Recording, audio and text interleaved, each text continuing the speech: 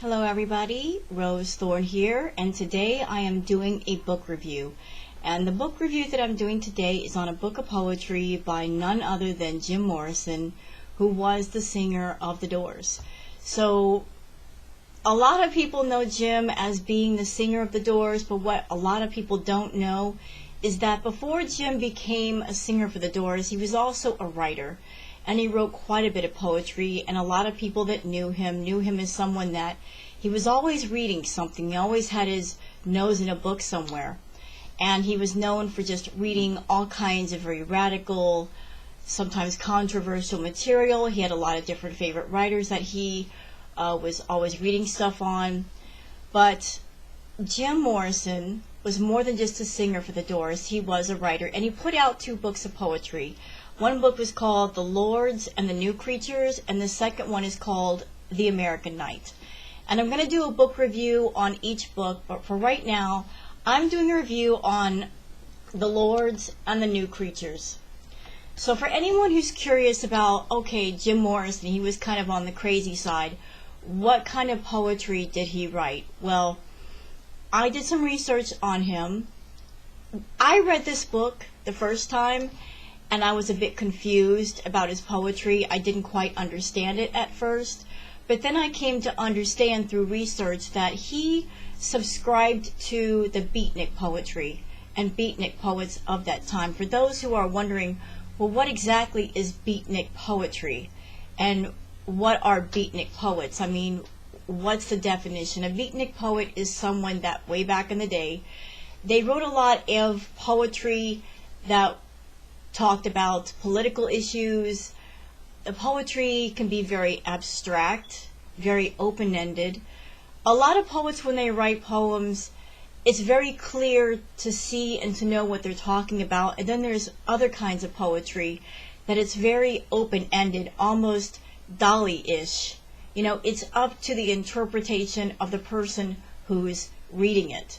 And Jim writes in that style. A lot of his poetry is very abstract. There's a lot of colorful language being used. But really, when you're the person reading the poetry, it's up to you to decide what you think of when you're reading the poetry. It's very good. It's up to interpretation by the person reading it. So here's the book. And this book was published back in 1970. I was born in 71, so this book was published even before I was born. So let's go through some of the things that I have. Let's see. In this book, The Lords and the New Creatures, there are 2 sections. One is called The Lords, and the other one is called The Creatures.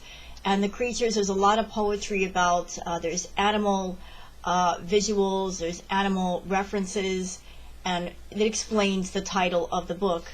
So let me just read you some passages from this book so you guys have an idea of what his poetry is like. Let's see. The Lords. Events take place beyond our knowledge or control. Our lives are lived for us. We can only try to enslave others, but gradually special perceptions are being developed. The idea of the Lords is beginning to form in some minds. We should enlist them into bands of perceivers to tour the labyrinth during the mysterious nocturnal appearances. The Lords have secret entrances, and they know disguises, but they give themselves away in minor ways. Too much glint of light in the eye, a wrong gesture, too long and curious a glance. The Lords appease us with images. They give us books, concerts, galleries, shows, cinemas, especially the cinemas. Through art, they confuse us and blind us to our enslavement. Art adorns our prison walls, keeps us silent and diverted and indifferent. That's one of the poems that Jim has written. As you can see, it's kind of open-ended and it's open to interpretation for whatever it is you want to take it for. Here's 2 more. The soft parade has now begun on Sunset. Cars come thundering down the canyon.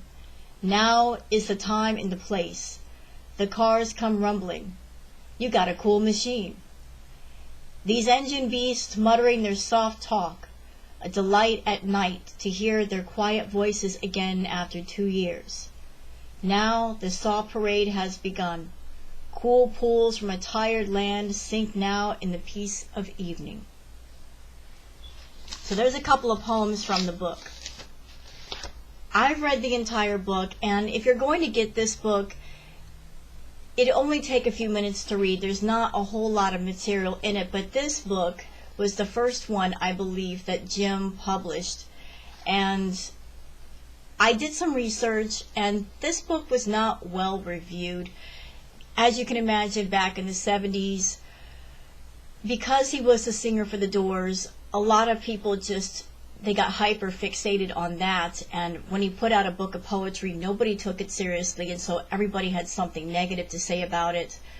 And I think that on a deeper level, that really bothered Jim, because he wanted people to take that writer part of him seriously. Indeed, a lot of his poetry turned into songs for the Doors. So if you're a Doors fan and you like their songs, then you are listening to Jim's poetry put to music.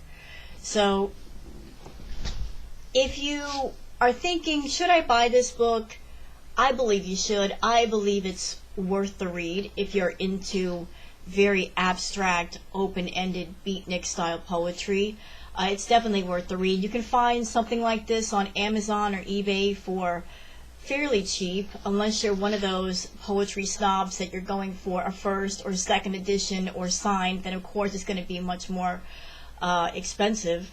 Honestly, when it comes to poetry or any kind of books, the beautiful thing about books and writing is the book doesn't have to be in perfect condition or a second or first edition in order to give up its art and give you that sense of beauty. So my review on the Jim Morrison book, worth the read. It'll definitely stimulate your mind. There's a lot of colorful language, a lot of imagery that he puts into his writing. His writing is more like, it feels personal, like there is at the time that he wrote the poem, something was going on, but he's not going to allude to exactly what it was. He's just going to write down the poem and present it to the public, and you perceive it the way that you want to. So that's my review of the book by Jim Morrison, The Lords and the New Creatures.